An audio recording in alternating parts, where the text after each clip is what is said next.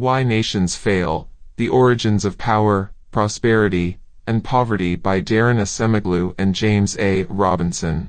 Contents. Preface.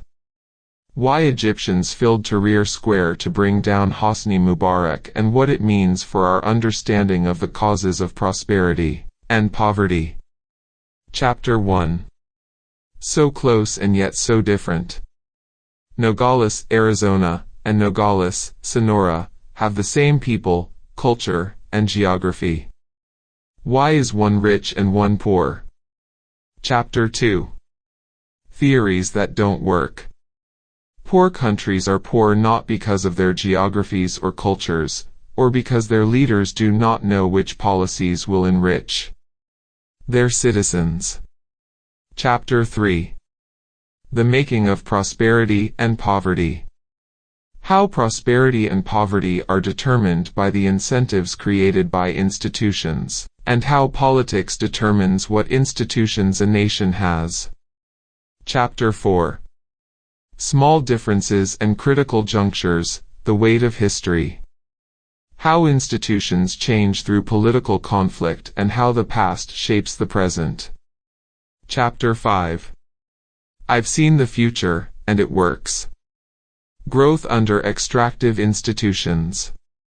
What Stalin, King Xiam, the Neolithic Revolution, and the Maya city-states all had in common and how this explains why China's current economic growth cannot last. Why Nations Fail. The Origins of Power, Prosperity, and Poverty. By Darren Acemoglu and James A. Robinson. Preface. Why Egyptians Filled Tahrir Square to Bring Down Hosni Mubarak and What It Means for Our Understanding of the Causes of Prosperity and Poverty. This book is about the huge differences in incomes and standards of living that separate the rich countries of the world, such as the United States, Great Britain, and Germany, from the poor, such as those in sub-Saharan Africa, Central America, and South Asia. As we write this preface, North Africa and the Middle East have been shaken by the Arab Spring, started by the so-called Jasmine Revolution, which was initially ignited by public outrage over the self-immolation of a street vendor, Mohamed Bouazizi, on December 17, 2010. By January 14, 2011, President Zine El Abidine Ben Ali, who had ruled Tunisia since 1987, had stepped down, but far from abating. The revolutionary fervor against the rule of privileged elites in Tunisia was getting stronger, and had already spread to the rest of the Middle East. Hosni Mubarak, who had ruled Egypt with a tight grip for almost 30 years, was ousted on February 11, 2011.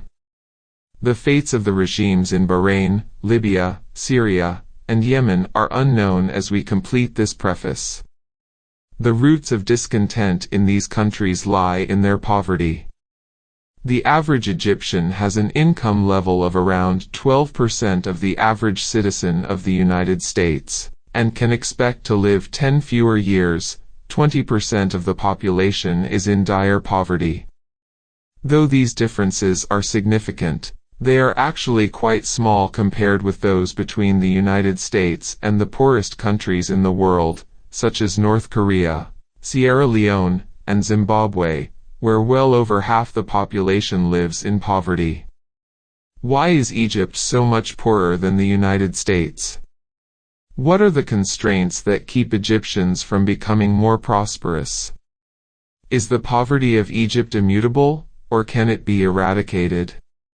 A natural way to start thinking about this is to look at what the Egyptians themselves are saying about the problems they face, and why they rose up against the Mubarak regime. Noha Hamed, 24, a worker at an advertising agency in Cairo, made her views clear as she demonstrated in Tahrir Square. We are suffering from corruption, oppression, and bad education. We are living amid a corrupt system which has to change. Another in the square, Mozab El-Shami, 20, a pharmacy student, concurred. I hope that by the end of this year we will have an elected government and that universal freedoms are applied, and that we put an end to the corruption that has taken over this country." The protesters in Tahrir Square spoke with one voice about the corruption of the government, its inability to deliver public services, and the lack of equality of opportunity in their country. They particularly complained about repression and the absence of political rights. As Mohammed El-Baradei, former director of the International Atomic Energy Agency, wrote on Twitter on January 13, 2011, Tunisia, repression plus absence of social justice plus denial of channels for peaceful change equals a ticking bomb. Egyptians and Tunisians both saw their economic problems as being fundamentally caused by their lack of political rights. When the protesters started to formulate their demands more systematically, the first 12 immediate demands posted by Wael Khalil, the software engineer and blogger who emerged as one of the leaders of the Egyptian protest movement, were all focused on political change. Issues such as raising the minimum wage appeared only among the transitional demands that were to be implemented later. To Egyptians, the things that have held them back include an ineffective and corrupt state and a society where they cannot use their talent, ambition, ingenuity, and what education they can get. But they also recognize that the roots of these problems are political. All the economic impediments they face stem from the way political power in Egypt is exercised and monopolized by a narrow elite. This, they understand, is the first thing that has to change. Yet, in believing this, the protesters of Tahrir Square have sharply diverged from the conventional wisdom on this topic. When they reason about why a country such as Egypt is poor, most academics and commentators emphasize completely different factors. Some stress that Egypt's poverty is determined primarily by its geography, by the fact that the country is mostly a desert and lacks adequate rainfall, and that its soils and climate do not allow productive agriculture. Others instead point to cultural attributes of Egyptians that are supposedly inimical to economic development and prosperity. Egyptians, they argue, lack the same sort of work ethic and cultural traits that have allowed others to prosper, and instead have accepted Islamic beliefs that are inconsistent with economic success. A third approach, the one dominant among economists and policy pundits, is based on the notion that the rulers of Egypt simply don't know what is needed to make their country prosperous, and have followed incorrect policies and strategies in the past. If these rulers would only get the right advice from the right advisors, the thinking goes, prosperity would follow. To these academics and pundits, the fact that Egypt has been ruled by narrow elites feathering their nests at the expense of society seems irrelevant to understanding the country's economic problems. In this book we'll argue that the Egyptians in Tahrir Square, not most academics and commentators, have the right idea. In fact, Egypt is poor precisely because it has been ruled by a narrow elite that have organized society for their own benefit at the expense of the vast mass of people. Political power has been narrowly concentrated, and has been used to create great wealth for those who possess it, such as the $70 billion fortune apparently accumulated by ex-President Mubarak. The losers have been the Egyptian people, as they only too well understand. We'll show that this interpretation of Egyptian poverty, the people's interpretation, turns out to provide a general explanation for why poor countries are poor. Whether it is North Korea, Sierra Leone, or Zimbabwe, we'll show that poor countries are poor for the same reason that Egypt is poor. Countries such as Great Britain and the United States became rich because their citizens overthrew the elites who controlled power, and created a society where political rights were much more broadly distributed, where the government was accountable and responsive to citizens, and where the great mass of people could take advantage of economic opportunities. We'll show that to understand why there is such inequality in the world today, we have to delve into the past and study the historical dynamics of societies. We'll see that the reason that Britain is richer than Egypt is because in 1688, Britain, or England, to be exact, had a revolution that transformed the politics and thus the economics of the nation. People fought for and won more political rights, and they used them to expand their economic opportunities. The result was a fundamentally different political and economic trajectory, culminating in the Industrial Revolution. The Industrial Revolution and the technologies it unleashed didn't spread to Egypt, as that country was under the control of the Ottoman Empire, which treated Egypt in rather the same way as the Mubarak family later did. Ottoman rule in Egypt was overthrown by Napoleon Bonaparte in 1798, but the country then fell under the control of British colonialism, which had as little interest as the Ottomans in promoting Egypt's prosperity. Though the Egyptians shook off the Ottoman and British empires and, in 1952, overthrew their monarchy, these were not revolutions like that of 1688 in England, and rather than fundamentally transforming politics in Egypt, they brought to power another elite as disinterested in achieving prosperity for ordinary Egyptians as the Ottoman and British had been. In consequence, the basic structure of society did not change, and Egypt stayed poor. In this book we'll study how these patterns reproduce themselves over time and why sometimes they are altered, as they were in England in 1688 and in France with the Revolution of 1789.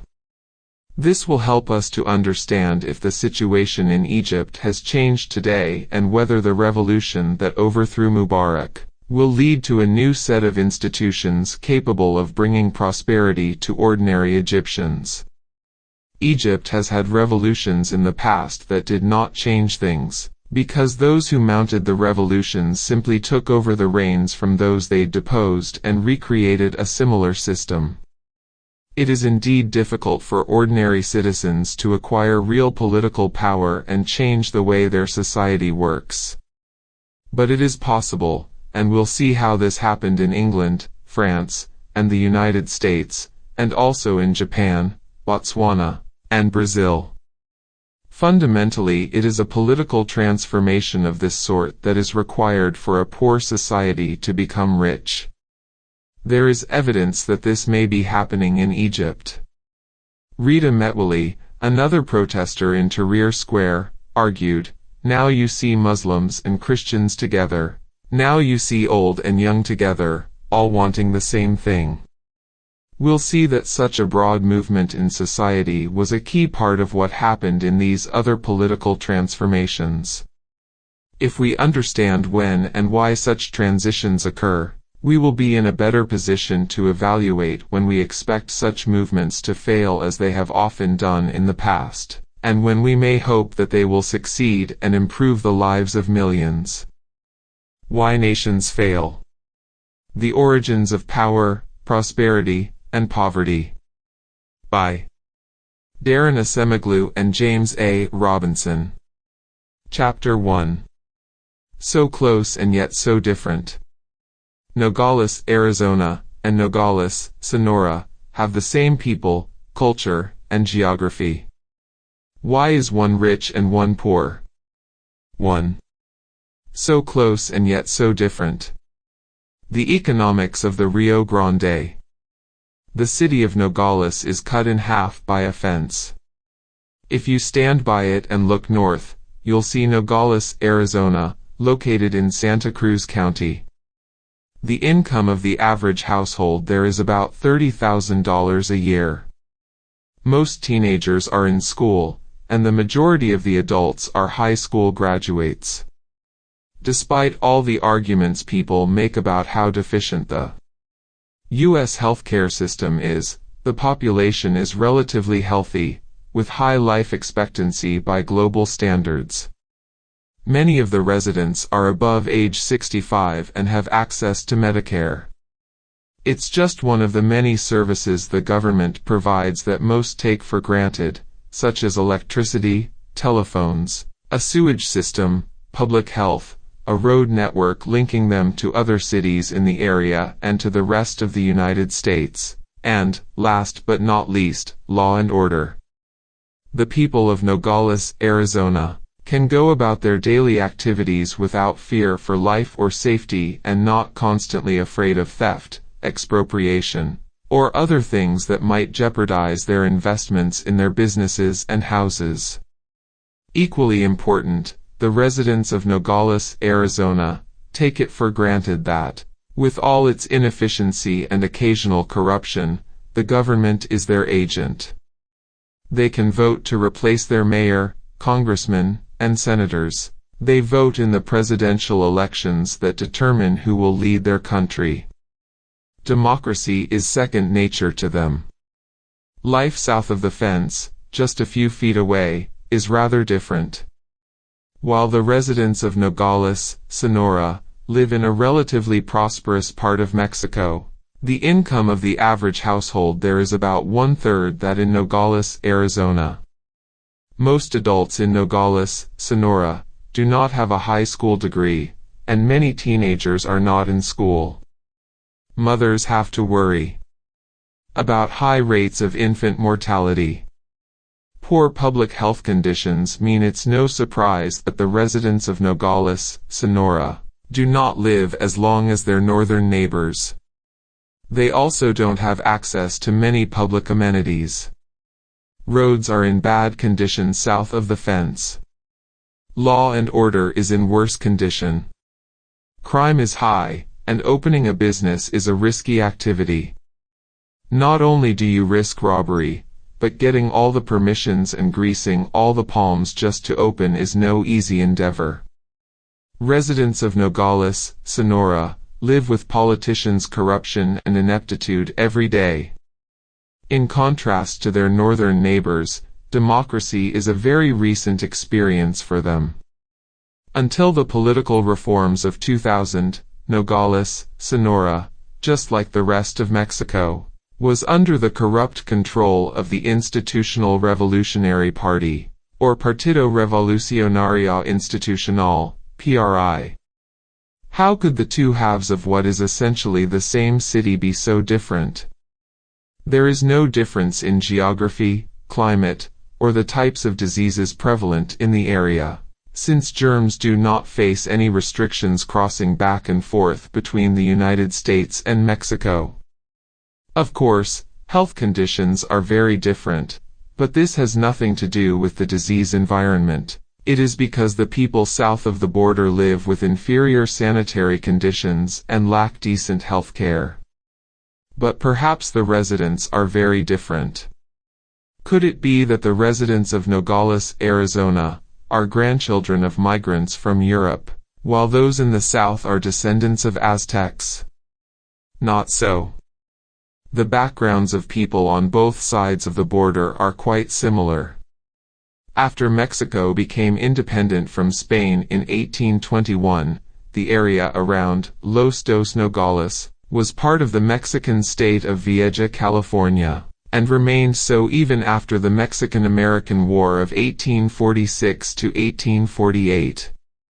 Indeed, it was only after the Gadsden Purchase of 1853 that the U.S. border was extended into this area.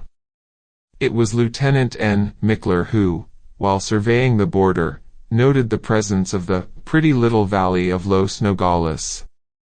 Here, on either side of the border, the two cities rose up. The inhabitants of Nogales, Arizona, and Nogales, Sonora, share ancestors, enjoy the same food and the same music, and, we would hazard to say, have the same culture.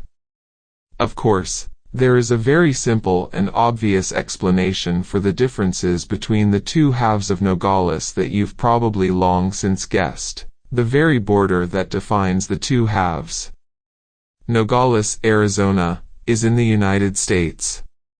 Its inhabitants have access to the economic institutions of the United States, which enable them to choose their occupations freely, acquire schooling and skills, and encourage their employers to invest in the best technology, which leads to higher wages for them.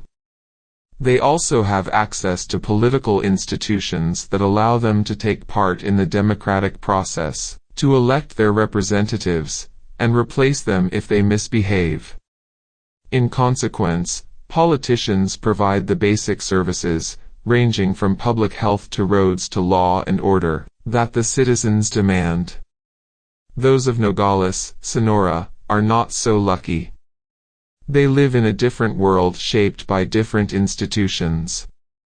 These different institutions create very disparate incentives for the inhabitants of the two Nogaleses and for the entrepreneurs and businesses willing to invest there. These incentives created by the different institutions of the Nogaleses and the countries in which they are situated are the main reason for the differences in economic prosperity on the two sides of the border. Why are the institutions of the United States so much more conducive to economic success than those of Mexico or, for that matter, the rest of Latin America?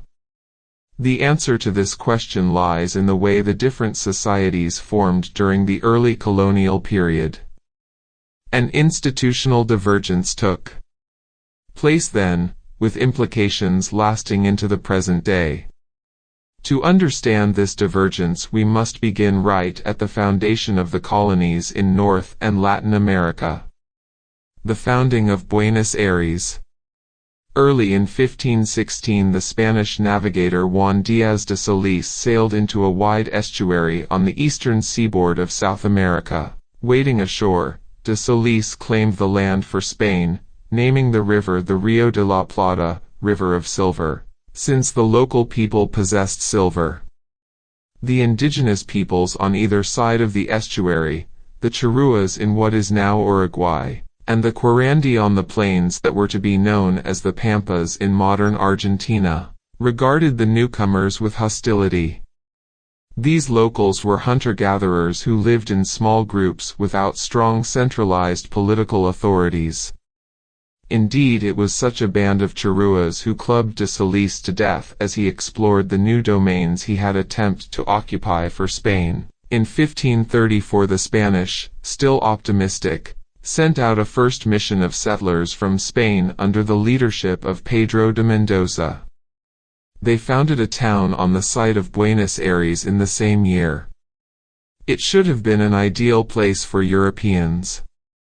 Buenos Aires, literally meaning good airs, had a hospitable, temperate climate. Yet the first stay of the Spaniards there was short-lived. They were not after good airs, but resources to extract and labor to coerce. The Charruas and the Quirandi were not obliging, however. They refused to provide food to the Spaniards, and refused to work when caught.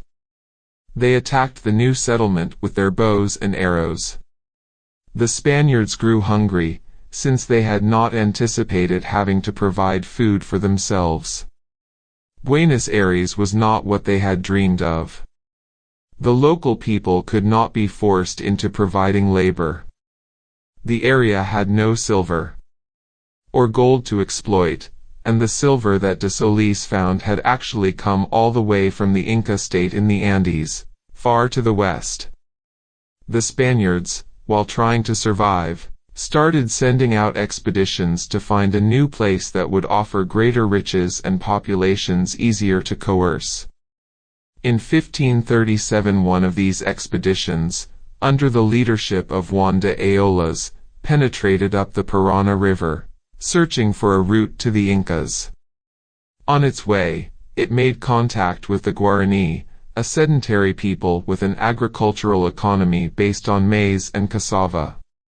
De Ayolas immediately realized that the Guarani were a completely different proposition from the Charruas and the Quirandi.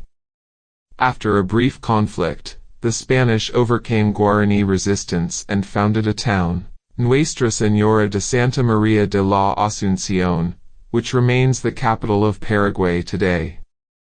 The conquistadors married the Guarani princesses and quickly set themselves up as a new aristocracy. They adapted the existing systems of forced labor and tribute of the Guarani, with themselves at the helm. This was the kind of colony they wanted to set up, and within 4 years Buenos Aires was abandoned as all the Spaniards who'd settled there moved to the new town. Buenos Aires, the Paris of South America, a city of wide European-style boulevards based on the great agricultural wealth of the Pampas, was not resettled until 1580. The abandonment of Buenos Aires and the conquest of the Guarani reveals the logic of European colonization of the Americas. Early Spanish and, as we will see, English colonists were not interested in tilling the soil themselves. They wanted others to do it for them, and they wanted riches, gold and silver, to plunder. From Cajamarca. The expeditions of de Solis, de Mendoza, and de Ayolas came in the wake of more famous ones that followed Christopher Columbus's sighting of one of the islands of the Bahamas on October 12, 1492. Spanish expansion and colonization of the Americas began in earnest with the invasion of Mexico by Hernán Cortés. In 1519, the expedition of Francisco Pizarro to Peru a decade and a half later, and the expedition of Pedro de Mendoza to the Rio de la Plata just 2 years after that.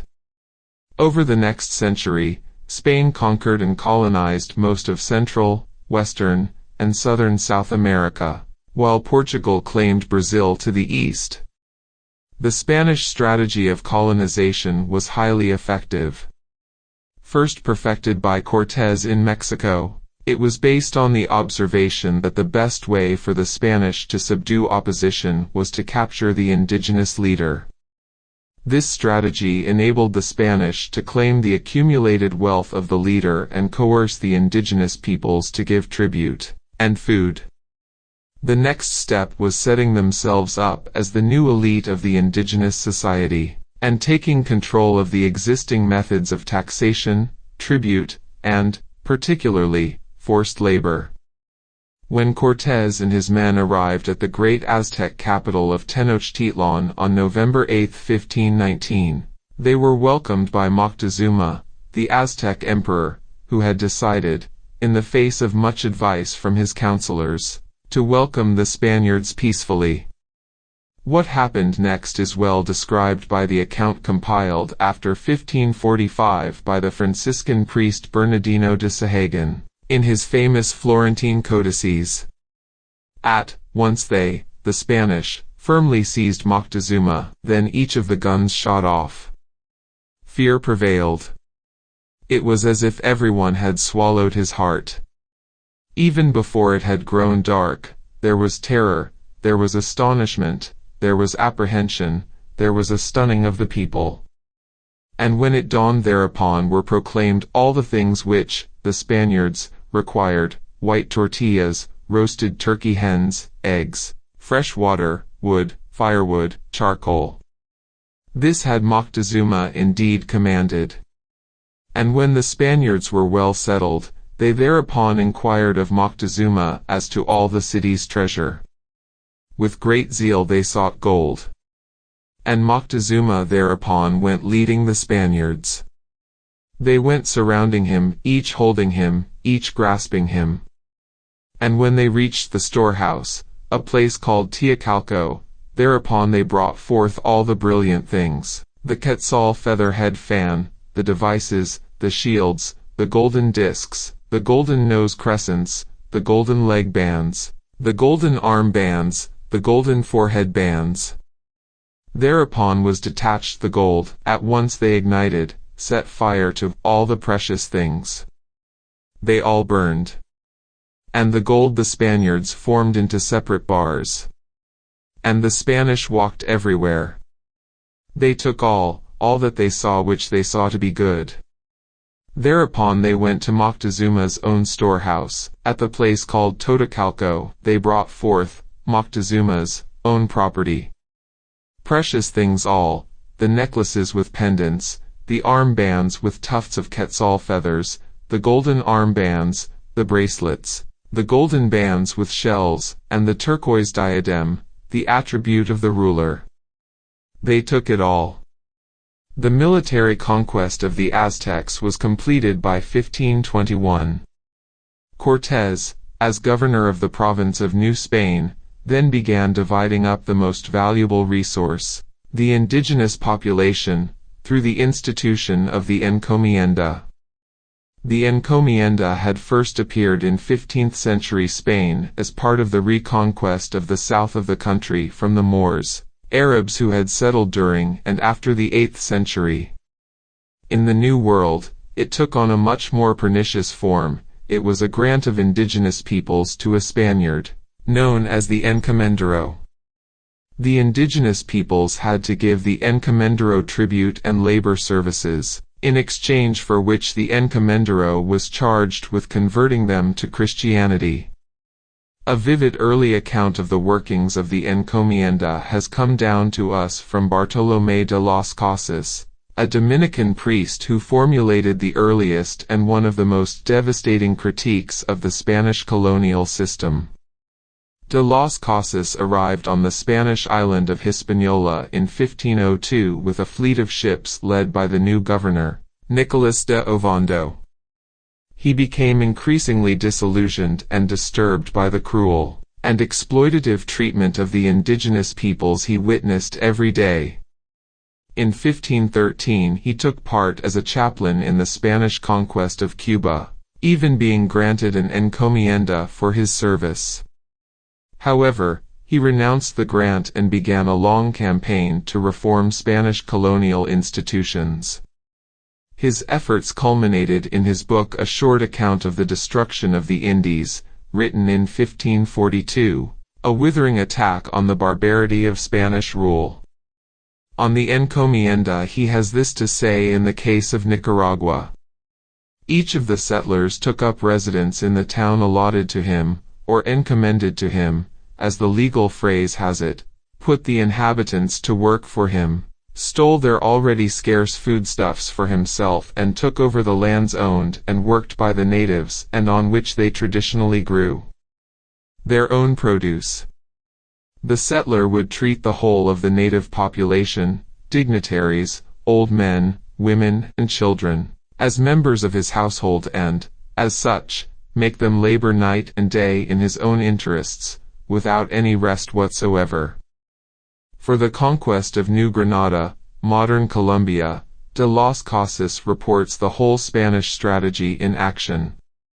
To realize their long-term purpose of seizing all the available gold, the Spaniards employed their usual strategy of apportioning among themselves, or encommending, as they have it, the towns and their inhabitants, and then, as ever, treating them as common slaves. The man in overall command of the expedition seized the king of the whole territory for himself and held him prisoner, for 6 or 7 months, quite illicitly demanding more and more gold and emeralds from him. This king, one Bogota, was so terrified that, in his anxiety to free himself from the clutches of his tormentors, he consented to the demand that he fill an entire house with gold and hand it over. To this end he sent his people off in search of gold, and bit by bit they brought it along with many precious stones. But still the house was not filled, and the Spaniards eventually declared that they would put him to death for breaking his promise. The commander suggested they should bring the case before him, as a representative of the law, and when they did so, entering formal accusations against the king, he sentenced him to torture should he persist in not honoring the bargain. They tortured him with the strappado, put burning tallow on his belly, pinned both his legs to poles with iron hoops and his neck with another, and then, with 2 men holding his hands, proceeded to burn the soles of his feet. From time to time, the commander would look in and repeat that they would torture him to death slowly unless he produced more gold. And this is what they did, the king eventually succumbing to the agonies they inflicted on him. The strategy and institutions of conquest perfected in Mexico were eagerly adopted elsewhere in the Spanish Empire. Nowhere was this done more effectively than in Pizarro's conquest of Peru. As de las Casas begins his account. In 1531 another great villain journeyed with a number of men to the kingdom of Peru. He set out with every intention of imitating the strategy and tactics of his fellow adventurers in other parts of the New World. Pizarro began on the coast near the Peruvian town of Tumbes and marched south. On November 15, 1532, he reached the mountain town of Cajamarca, where the Inca Emperor Atahualpa was encamped with his army. The next day, Atahualpa, who had just vanquished his brother Huáscar in a contest over who would succeed their deceased father, Huayna Cápac, came with his retinue to where the Spanish were camped. Atahualpa was irritated because news of atrocities that the Spanish had already committed, such as violating a temple of the sun god Inti, had reached him. What transpired next is well known. The Spanish laid a trap and sprang it. They killed Atahualpa's guards and retainers, possibly as many as 2,000 people, and captured the king. To gain his freedom, Atahualpa had to promise to fill one room with gold and two more of the same size with silver. He did this, but the Spanish, reneging on their promises, strangled him in July 1533. That November, the Spanish captured the Inca capital of Cusco, where the Incan aristocracy received the same treatment as Atahualpa, being imprisoned until they produced gold and silver. When they did not satisfy Spanish demands, they were burned alive. The great artistic treasures of Cusco, such as the Temple of the Sun, had their gold stripped from them and melted down into ingots. At this point the Spanish focused on the people of the Inca Empire. As in Mexico, citizens were divided into encomiendas, with one going to each of the conquistadors who had accompanied Pizarro. The encomienda was the main institution used for the control and organization of labor in the early colonial period, but it soon faced a vigorous contender. In 1545 a local named Diego Gualpa was searching for an indigenous shrine high in the Andes in what is today Bolivia. He was thrown to the ground by a sudden gust of wind and in front of him appeared a cache of silver ore. This was part of a vast mountain of silver, which the Spanish baptized El Cerro Rico, the rich hill. Around it grew the city of Potosí, which at its height in 1650 had a population of 160,000 people, larger than Lisbon or Venice in this period. To exploit the silver, the Spanish needed miners, a lot of miners. They sent a new viceroy, the chief Spanish colonial official, Francisco de Toledo, whose main mission was to solve the labor problem. De Toledo, arriving in Peru in 1569, first spent 5 years traveling around and investigating his new charge. He also commissioned a massive survey of the entire adult population. To find the labor he needed, de Toledo first moved almost the entire indigenous population, concentrating them in new towns called reductions, literally irreductions, which would facilitate the exploitation of labor by the Spanish crown. Then he revived and adapted an Inca labor institution known as the Mita, which, in the Inca's language, Quechua, means a turn. Under their Mita system, the Incas had used forced labor to run plantations designed to provide food for temples, the aristocracy, and the army. In return, the Inca elite provided famine relief and security.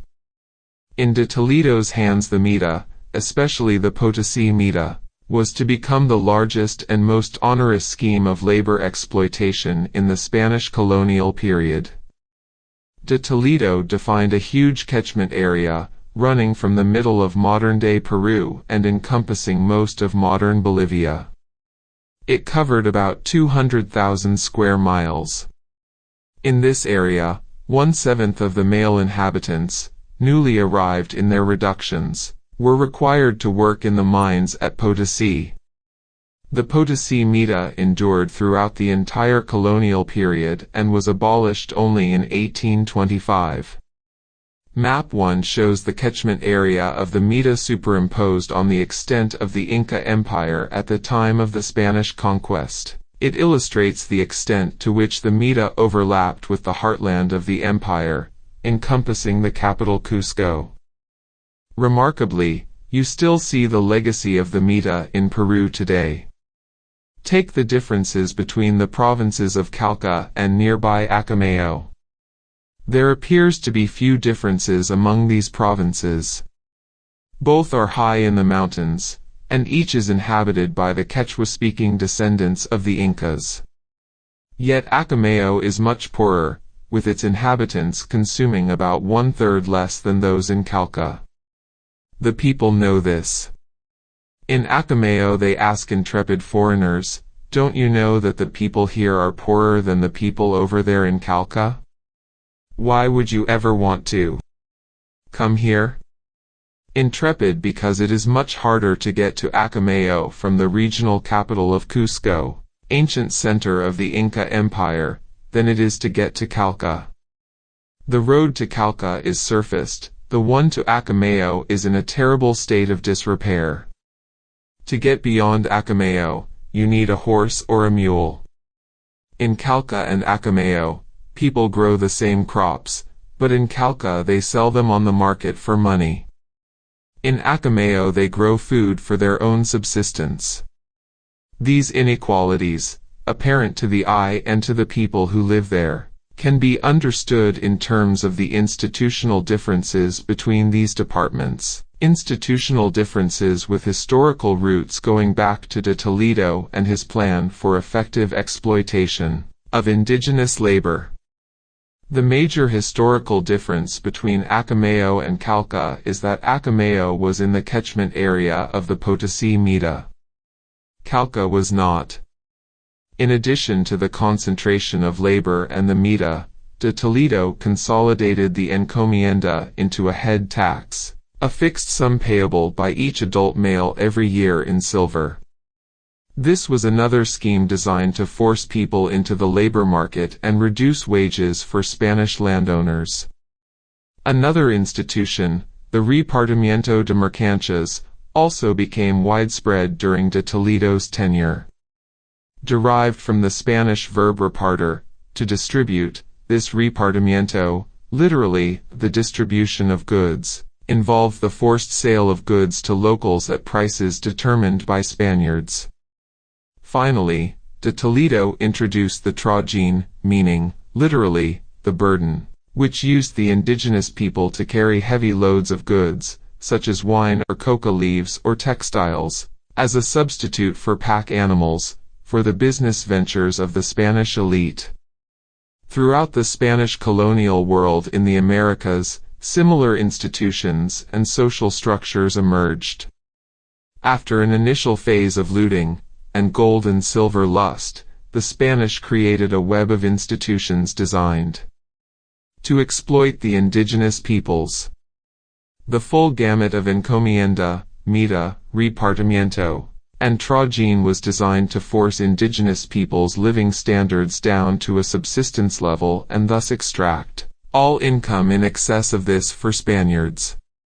This was achieved by expropriating their land, forcing them to work, offering low wages for labor services, imposing high taxes, and charging high prices for goods that were not even voluntarily bought. Though these institutions generated a lot of wealth for the Spanish crown and made the conquistadors and their descendants very rich, they also turned Latin America into the most unequal continent in the world and sapped much of its economic potential. To Jamestown.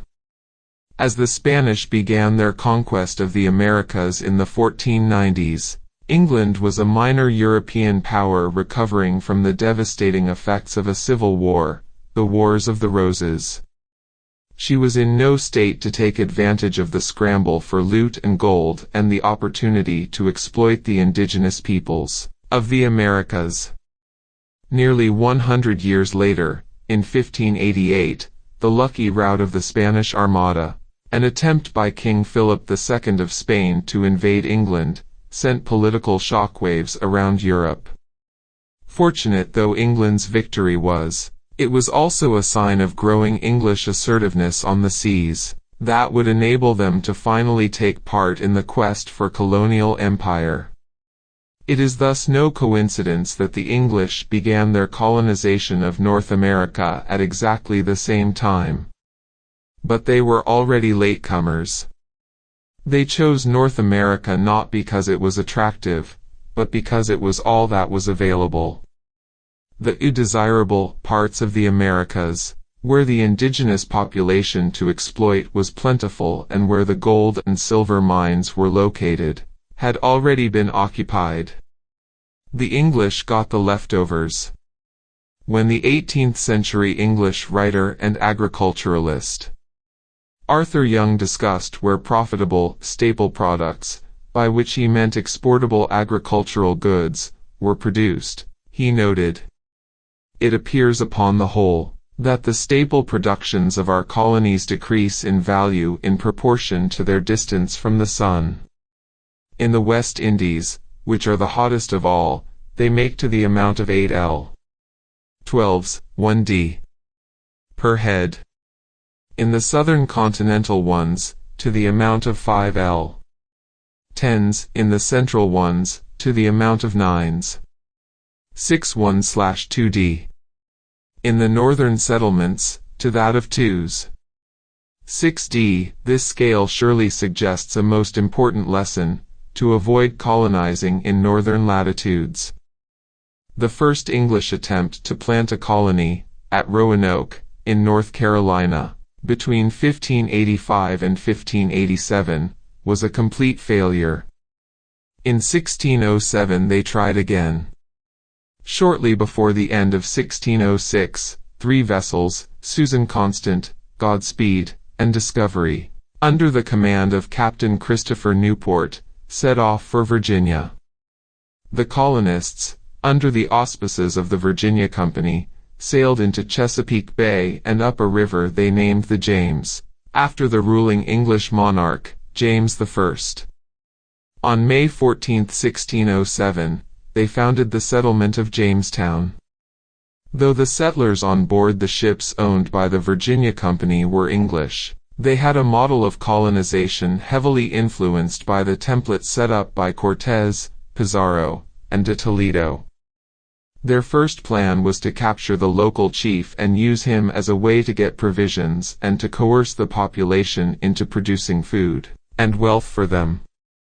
When they first landed in Jamestown, the English colonists did not know that they were within the territory claimed by the Powhatan Confederacy, a coalition of some 30 polities owing allegiance to a king called Wahunsinekok. Wahunsinekok's capital was at the town of Werowocomoco, a mere 20 miles from Jamestown. The plan of the colonists was to learn more about the lay of the land.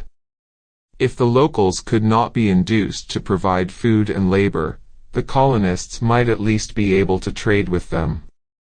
The notion that the settlers themselves would work and grow their own food seems not to have crossed their minds.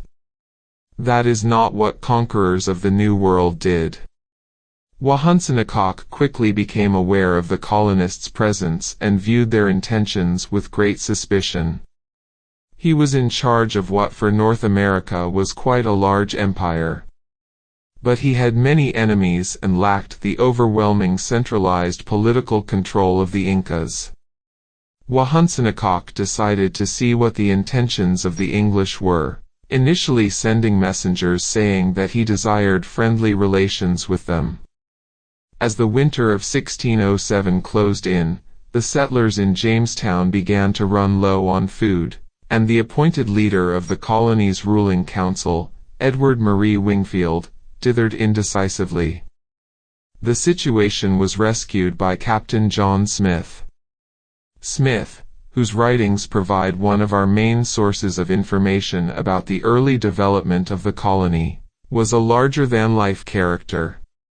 Born in England, in rural Lincolnshire, He disregarded his father's desires for him to go into business and instead became a soldier of fortune.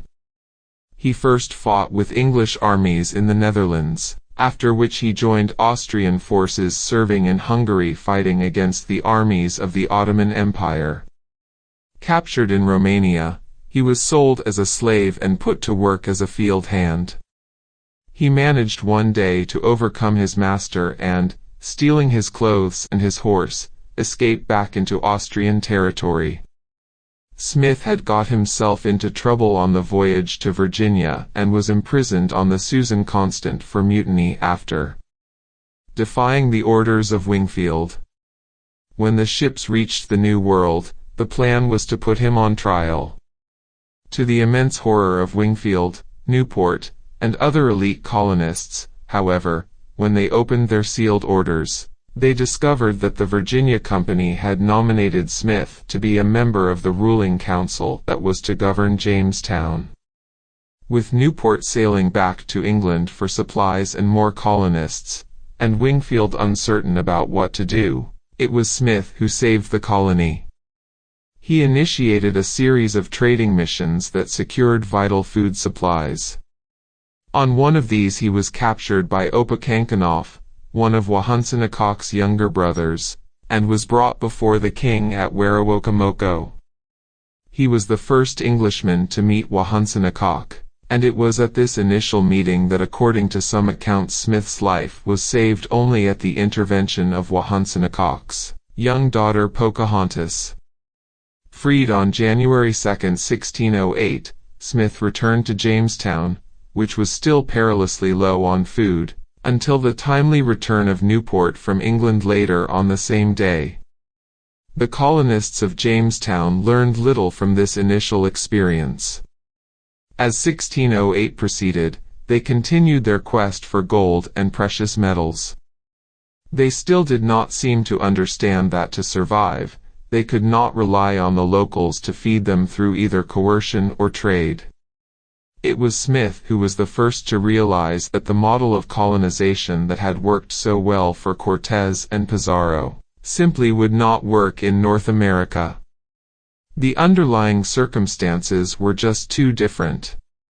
Smith noted that, unlike the Aztecs and Incas, the peoples of Virginia did not have gold.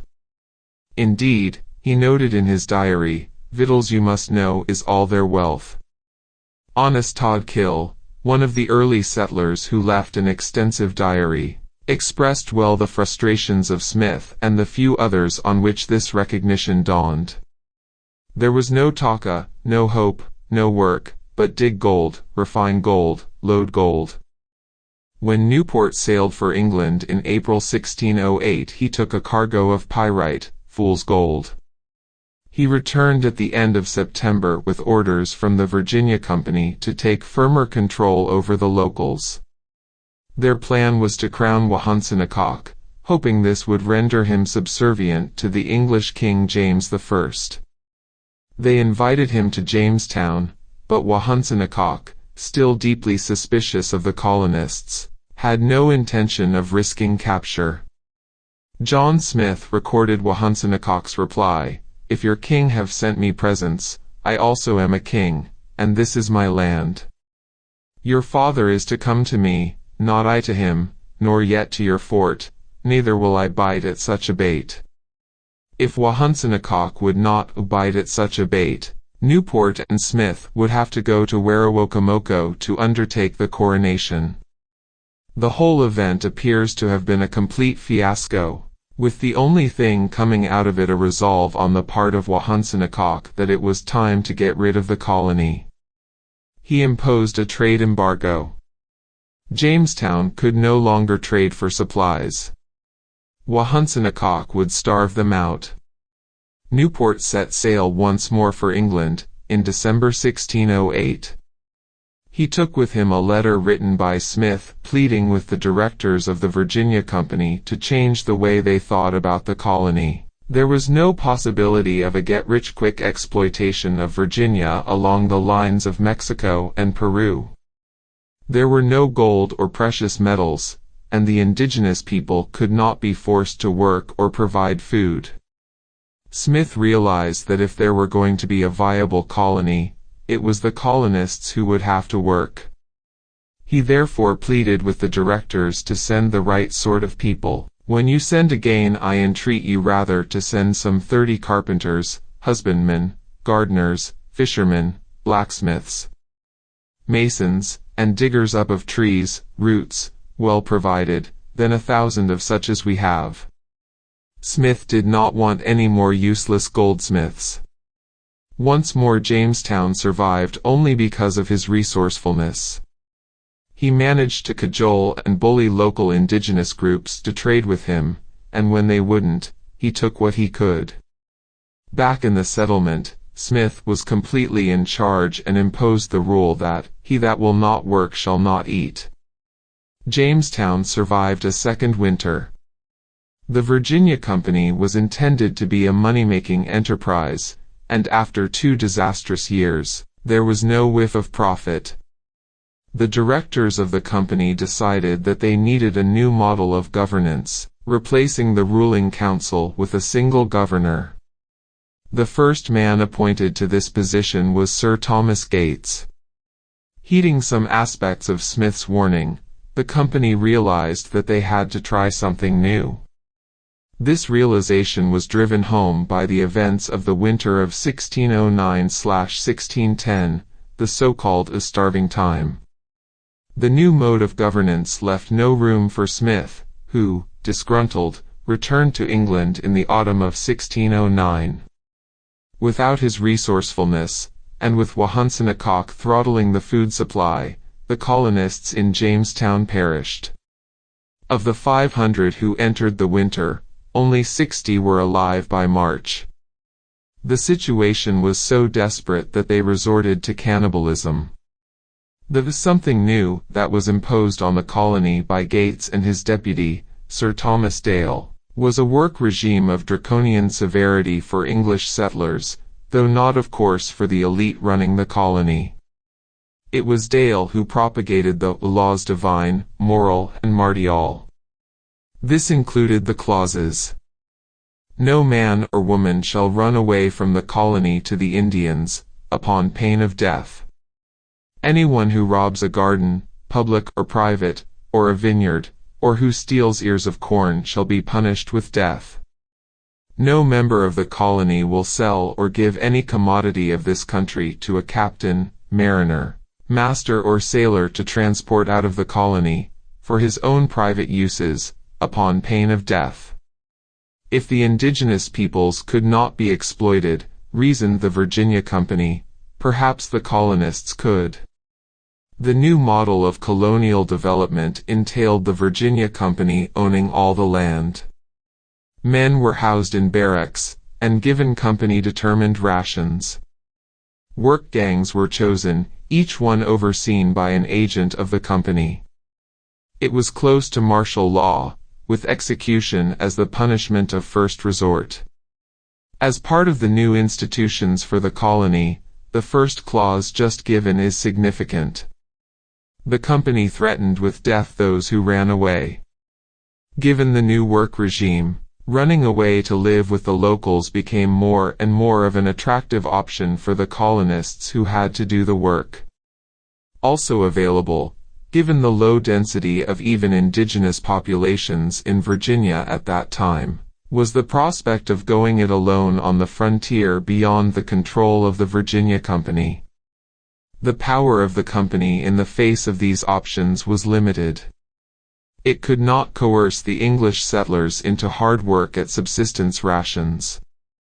Map 2, opposite, shows an estimate of the population density of different regions of the Americas at the time on the Spanish conquest. The population density of the United States, outside of a few pockets, was at most 3/4 of a person per square mile. In central Mexico or Andean Peru, the population density was as high as 400 people per square mile, more than 500 times higher. What was possible in Mexico or Peru was not feasible in Virginia. It took the Virginia Company some time to recognize that its initial model of colonization did not work in Virginia. And it took a while, too, for the failure of the laws divine, moral and martial to sink in. Starting in 1618, a dramatically new strategy was adopted. Since it was possible to coerce neither the locals nor the settlers, the only alternative was to give the settlers incentives. In 1618 the company began the headright system, which gave each male settler 50 acres of land and 50 more acres for each member of his family and for all servants that a family could bring to Virginia. Settlers were given their houses and freed from their contracts, and in 1619 a General Assembly was introduced that effectively gave all adult men a say in the laws and institutions governing the colony. It was the start of democracy in the United States. It took the Virginia Company 12 years to learn its first lesson that what had worked for the Spanish in Mexico and in Central and South America would not work in the North. The rest of the 17th century saw a long series of struggles over the second lesson, that the only option for an economically viable colony was to create institutions that gave the colonists incentives to invest and to work hard. As North America developed, English elites tried time and time again to set up institutions that would heavily restrict the economic and political rights for all but a privileged few of the inhabitants of the colony, just as the Spanish did. Yet in each case this model broke down, as it had in Virginia. One of the most ambitious attempts began soon after the change in strategy of the Virginia Company. In 1632 10 million acres of land on the upper Chesapeake Bay were granted by the English King Charles I, to Cecilius Calvert, Lord Baltimore.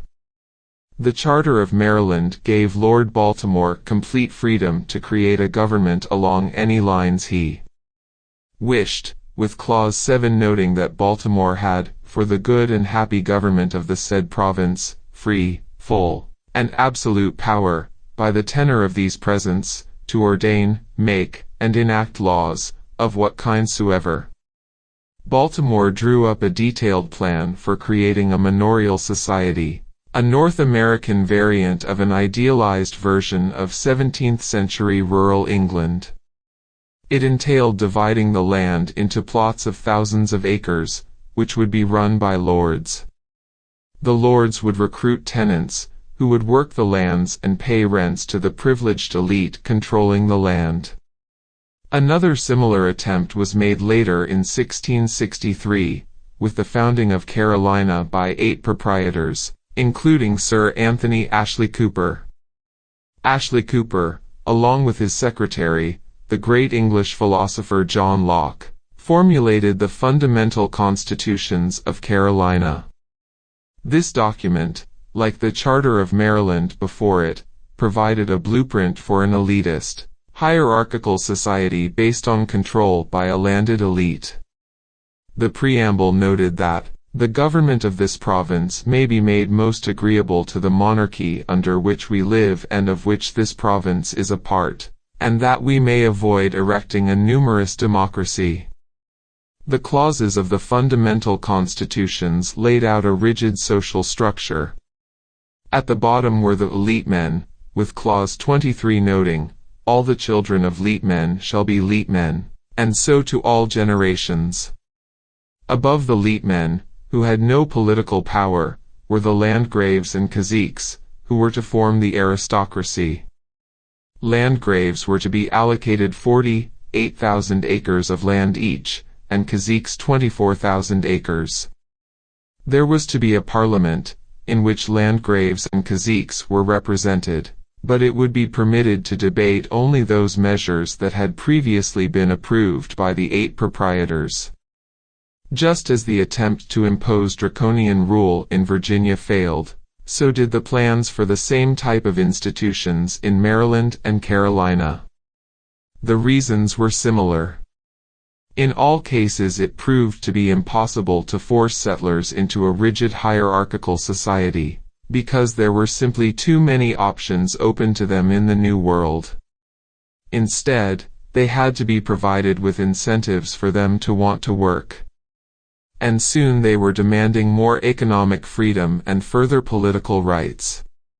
In Maryland, too, settlers insisted on getting their own land, and they forced Lord Baltimore into creating an assembly. In 1691 the assembly induced the king to declare Maryland a crown colony, thus removing the political privileges of Baltimore and his great lords. A similar protracted struggle took place in the Carolinas, again with the proprietors losing. South Carolina became a royal colony in 1729. By the 1720s, all the 13 colonies of what was to become the United States had similar structures of government. In all cases there was a governor, and an assembly based on a franchise of male property holders. They were not democracies, women, slaves, and the propertyless could not vote. But political rights were very broad compared with contemporary societies elsewhere. It was these assemblies and their leaders that coalesced to form the First Continental Congress in 1774, the prelude to the independence of the United States. The assemblies believed they had the right to determine both their own membership and the right to taxation.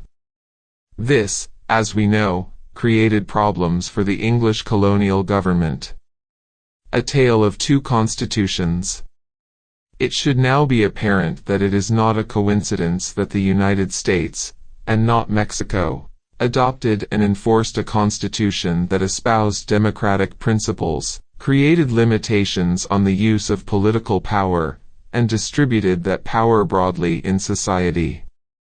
The document that the delegates sat down to write in Philadelphia in May 1787 was the outcome of a long process, initiated by the formation of the General Assembly in Jamestown in 1619.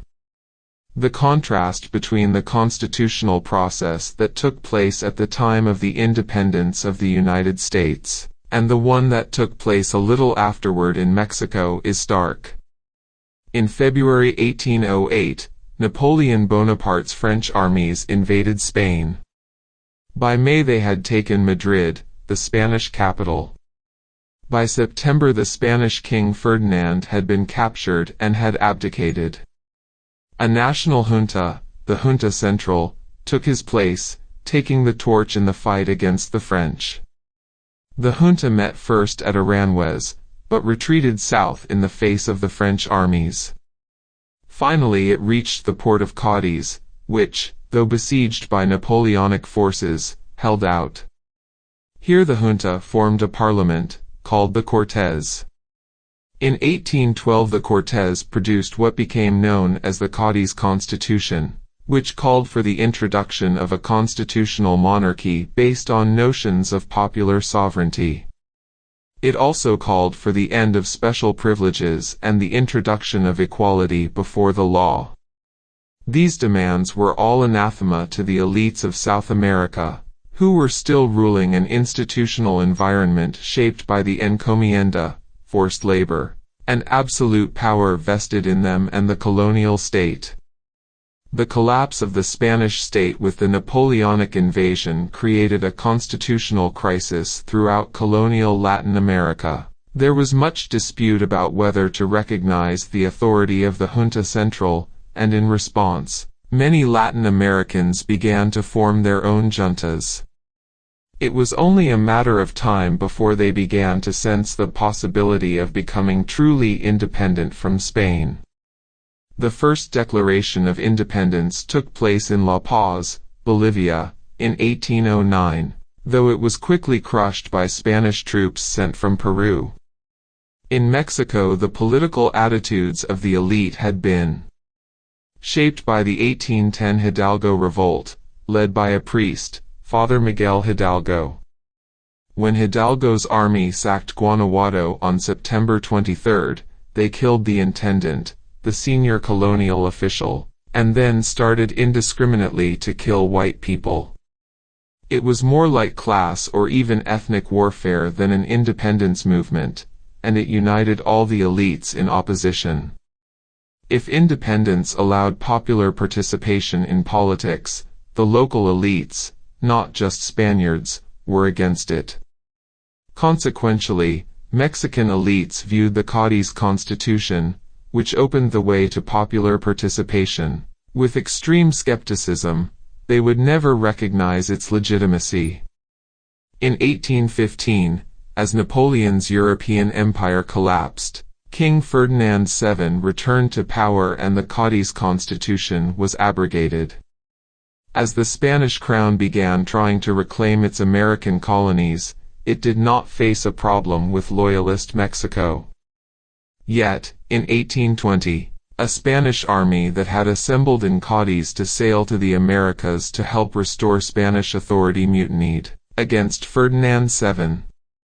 They were soon joined by army units throughout the country, and Ferdinand was forced to restore the Cadiz Constitution and recall the Cortes. This Cortes was even more radical than the one that had written the Cadiz Constitution, and it proposed abolishing all forms of labor coercion.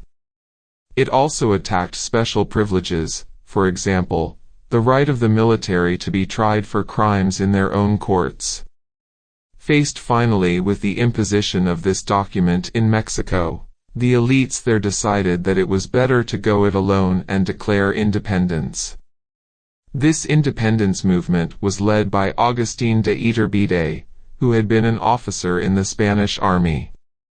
On February 24, 1821, he published the Plan de Iguala, his vision for an independent Mexico. The plan featured a constitutional monarchy with a Mexican emperor, and removed the provisions of the Cadiz Constitution that Mexican elites found so threatening to their status and privileges. It received instantaneous support, and Spain quickly realized that it could not stop the inevitable. But Iturbide did not just organize Mexican secession. Recognizing the power vacuum, he quickly took advantage of his military backing to have himself declared emperor, a position that the great leader of South American independence Simón Bolívar described as, "by the grace of God and of bayonets." Iturbide was not constrained by the same political institutions that constrained presidents of the United States. He quickly made himself a dictator, and by October 1822 he had dismissed the constitutionally sanctioned Congress and replaced it with a junta of his choosing. Though Iturbide did not last long, this pattern of events was to be repeated time and time again in 19th-century Mexico. The Constitution of the United States did not create a democracy by modern standards.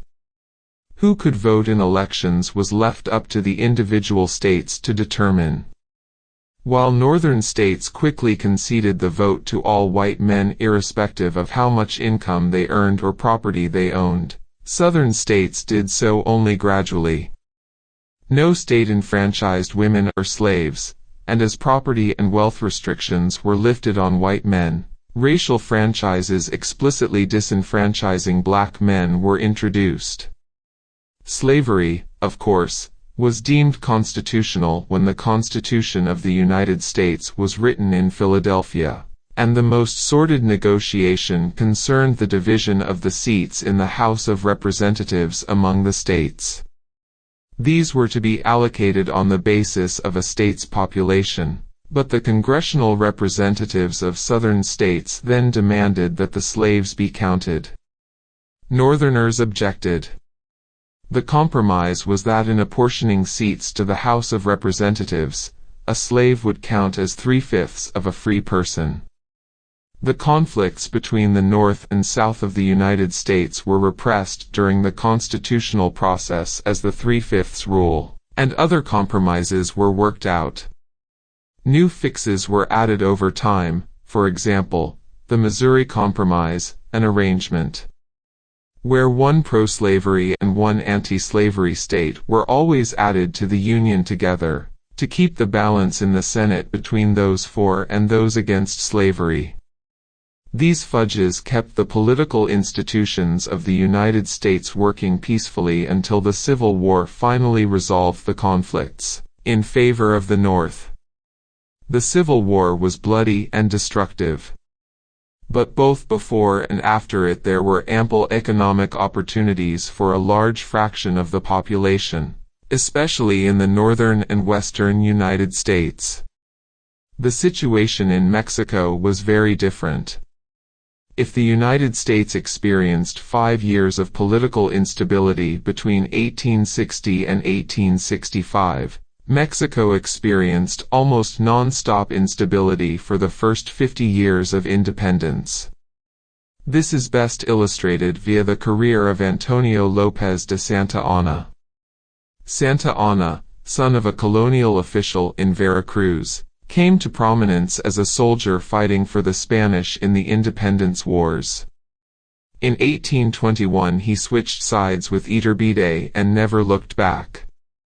He became president of Mexico for the first time in May of 1833, though he exercised power for less than a month, preferring to let Valentín Gómez Farías act as president. Gómez Farías's presidency lasted 15 days, after which Santa Anna retook power. This was as brief as his first spell, however, and he was again replaced by Gómez Farías, in early July. Santa Anna and Gómez Farías continued this dance until the middle of 1835, when Santa Anna was replaced by Miguel Barragán. But Santa Anna was not a quitter.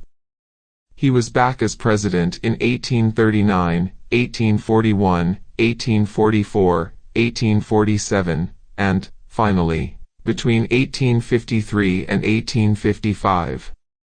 In all, he was president 11 times, during which he presided over the loss of the Alamo and Texas and the disastrous Mexican-American War, which led to the loss of what became New Mexico and Arizona.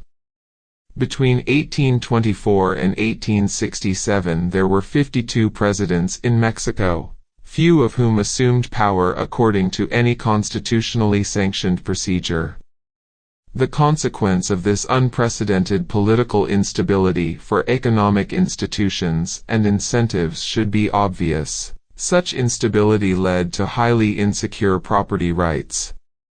It also led to a severe weakening of the Mexican state, which now had little authority and little ability to raise taxes or provide public services. Indeed, even though Santa Anna was president in Mexico, large parts of the country were not under his control, which enabled the annexation of Texas by the United States.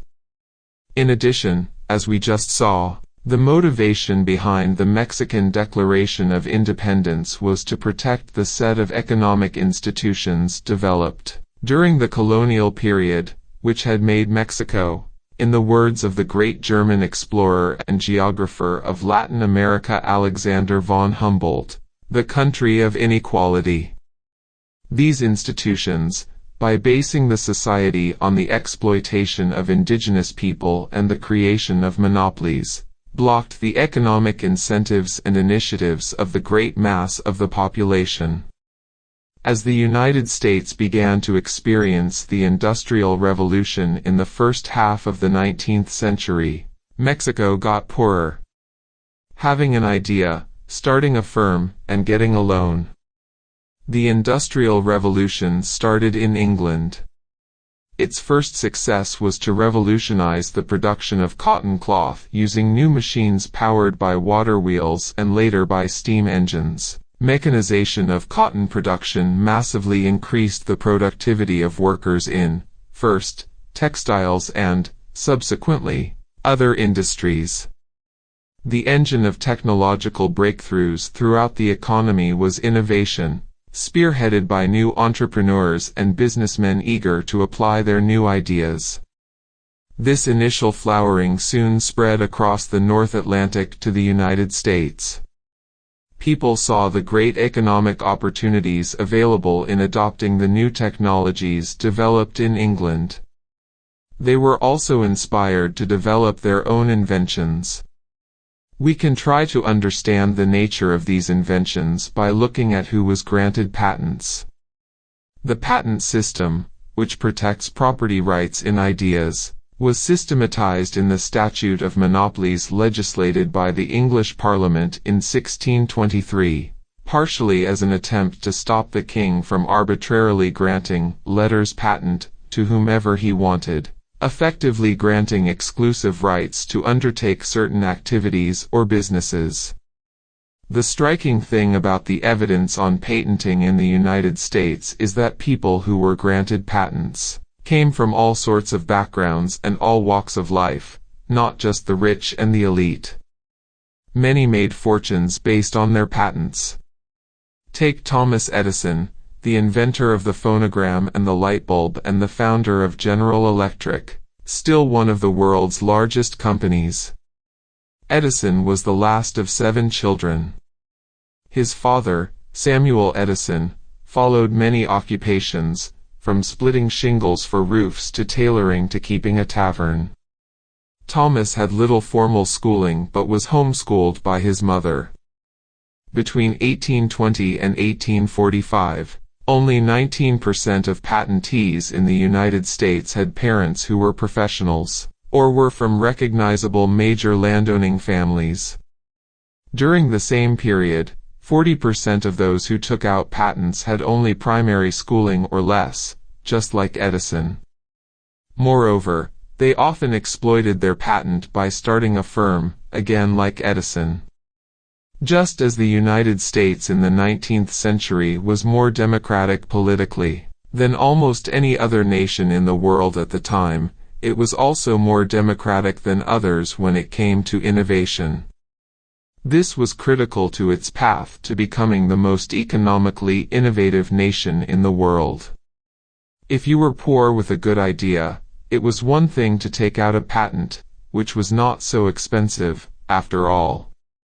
It was another thing entirely to use that patent to make money. One way, of course, was to sell the patent to someone else. This is what Edison did early on, to raise some capital, when he sold his quadruplex telegraph to Western Union for $10,000. But selling patents was a good idea only for someone like Edison, who had ideas faster than he could put them to practice. He had a world record 1,093 patents issued to him in the United States and 1,500 worldwide. The real way to make money from a patent was to start your own business. But to start a business, you need capital, and you need banks to lend the capital to you. Inventors in the United States were once again fortunate. During the 19th century there was a rapid expansion of financial intermediation and banking that was a crucial facilitator of the rapid growth and industrialization that the economy experienced.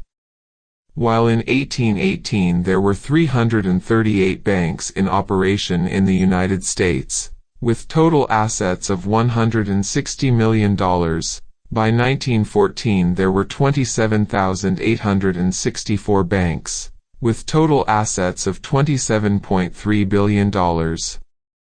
Potential inventors in the United States had ready access to capital to start their businesses. Moreover, the intense competition among banks and financial institutions in the United States meant that this capital was available at fairly low interest rates. The same was not true in Mexico. In fact, in 1910, the year in which the Mexican Revolution started, there were only 42 banks in Mexico, and 2 of these controlled 60% of total banking assets. Unlike in the United States, where competition was fierce, there was practically no competition among Mexican banks.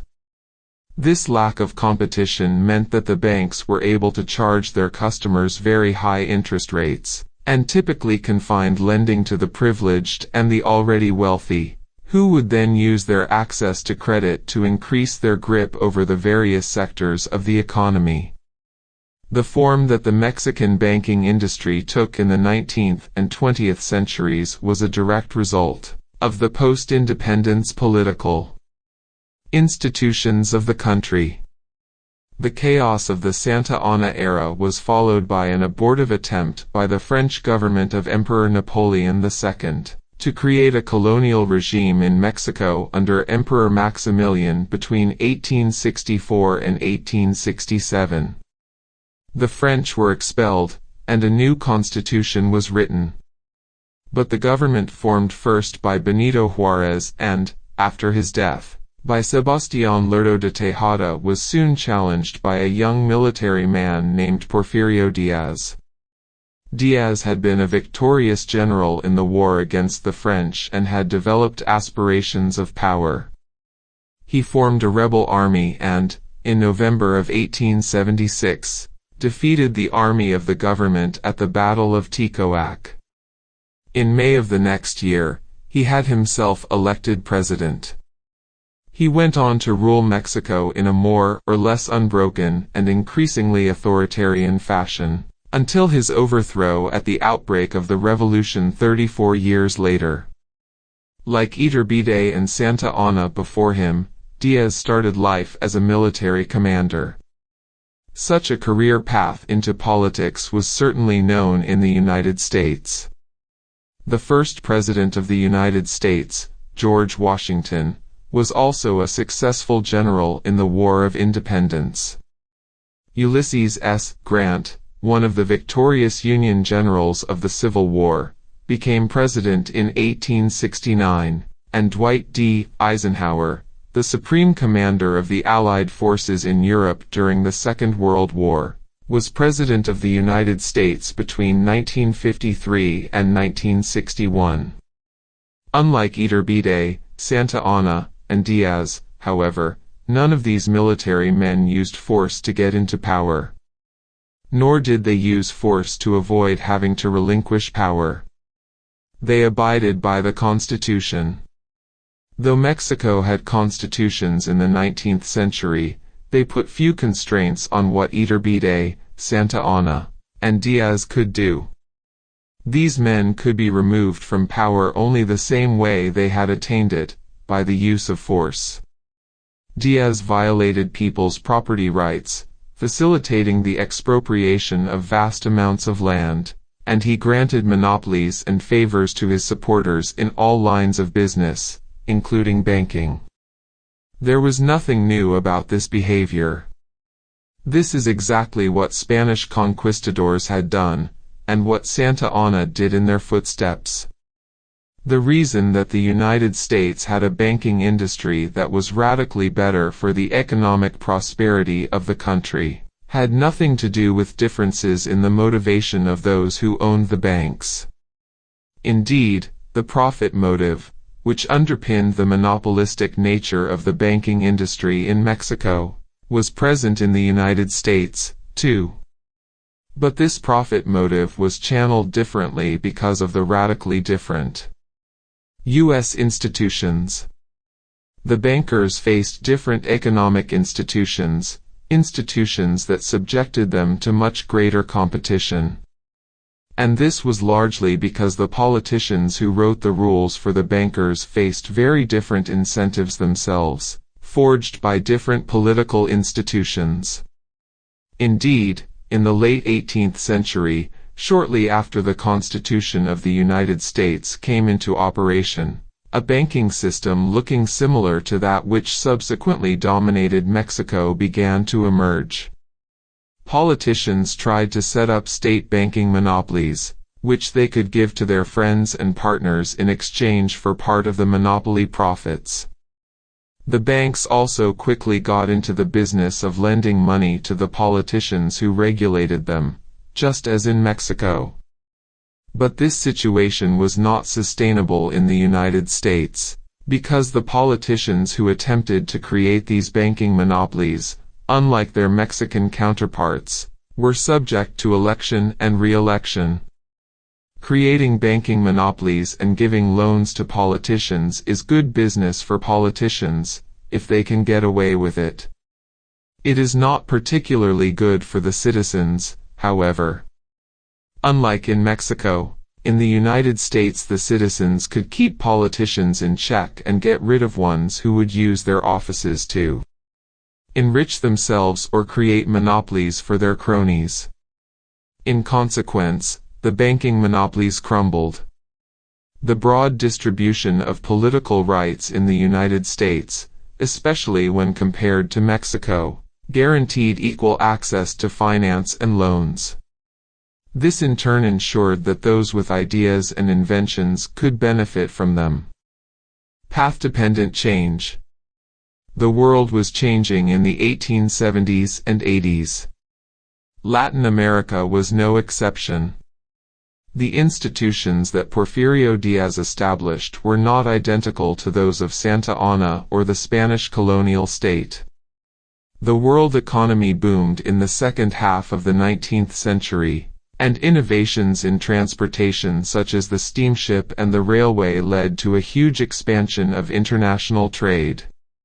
This wave of globalization meant that resource-rich countries such as Mexico, or, more appropriately, the elites in such countries, could enrich themselves by exporting raw materials and natural resources to industrializing North America or Western Europe. Diaz and his cronies thus found themselves in a different and rapidly evolving world. They realized that Mexico had to change, too. But this didn't mean uprooting the colonial institutions and replacing them with institutions similar to those in the United States. Instead, theirs was path-dependent change leading only to the next stage of the institutions that had already made much of Latin America poor and unequal. Globalization made the large open spaces of the Americas, its open frontiers, valuable. Often these frontiers were only mythically open, since they were inhabited by indigenous peoples who were brutally dispossessed. All the same, the scramble for this newly valuable resource was one of the defining processes of the Americas in the second half of the 19th century. The sudden opening of this valuable frontier led not to parallel processes in the United States and Latin America, but to a further divergence, shaped by the existing institutional differences, especially those concerning who had access to the land. In the United States, a long series of legislative acts, ranging from the Land Ordinance of 1785 to the Homestead Act of 1862, gave broad access to frontier lands. Though indigenous peoples had been sidelined, this created an egalitarian and economically dynamic frontier. In most Latin American countries, however, the political institutions there created a very different outcome. Frontier lands were allocated to the politically powerful and those with wealth and contacts, making such people even more powerful. Diaz also started to dismantle many of the specific colonial institutional legacies preventing international trade, which he anticipated could greatly enrich him and his supporters. His model, however, continued to be not the type of economic development he saw north of the Rio Grande but that of Cortés, Pizarro, and de Toledo, where the elite would make huge fortunes while the rest were excluded. When the elite invested, the economy would grow a little, but such economic growth was always going to be disappointing. It also came at the expense of those lacking rights in this new order, such as the Yaqui people of Sonora, in the hinterland of Nogales. Between 1900 and 1910, possibly 30,000 Yaqui were deported, essentially enslaved, and sent to work in the henequen plantations of Yucatan. The fibers of the henequen plant were a valuable export, since they could be used to make rope and twine. The persistence into the 20th century of a specific institutional pattern inimical to growth in Mexico and Latin America is well illustrated by the fact that, just as in the 19th century, the pattern generated economic stagnation and political instability, civil wars and coups, as groups struggled for the benefits of power.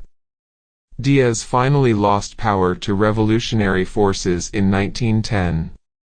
The Mexican Revolution was followed by others in Bolivia in 1952, Cuba in 1959, and Nicaragua in 1979.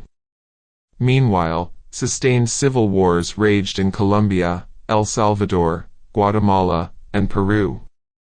Expropriation or the threat of expropriation of assets continued apace, with mass agrarian reforms, or attempted reforms, in Bolivia, Brazil, Chile, Colombia, Guatemala, Peru, and Venezuela. Revolutions, expropriations, and political instability came along with military governments and various types of dictatorships. Though there was also a gradual drift toward greater political rights, it was only in the 1990s that most Latin American countries became democracies, and even then they remain mired in instability. This instability was accompanied by mass repression and murder. The 1991 National Commission for Truth and Reconciliation report in Chile determined that 2,279 persons were killed for political reasons during the Pinochet dictatorship, between 1973 and 1990. Possibly 50,000 were imprisoned and tortured, and hundreds of thousands of people were fired from their jobs. The Guatemalan Commission for Historical Clarification report in 1999 identified a total of 42,275 named victims, though others have claimed that as many as 200,000 were murdered in Guatemala. Between 1962 and 1996, 70,000 during the regime of General Efrain Rios Montt, who was able to commit these crimes with such impunity that he could run for president in 2003. Fortunately, he did not win. The National Commission on the Disappearance of Persons in Argentina put the number of people murdered by the military there at 9,000 persons from 1976 to 1983, although it noted that the actual number could be higher. Estimates by human rights organizations usually place it at 30,000, making a billion or two. The enduring implications of the organization of colonial society, and those societies' institutional legacies shape the modern differences between the United States and Mexico, and thus the two parts of Nogales. The contrast between how Bill Gates and Carlos Slim became the two richest men in the world, Warren Buffett is also a contender, illustrates the forces at work. The rise of Gates and Microsoft is well known, but Gates's status as the world's richest person and the founder of one of the most technologically innovative companies did not stop the U.S. Department of Justice from filing civil actions against the Microsoft Corporation on May 8, 1998, claiming that Microsoft had abused monopoly power.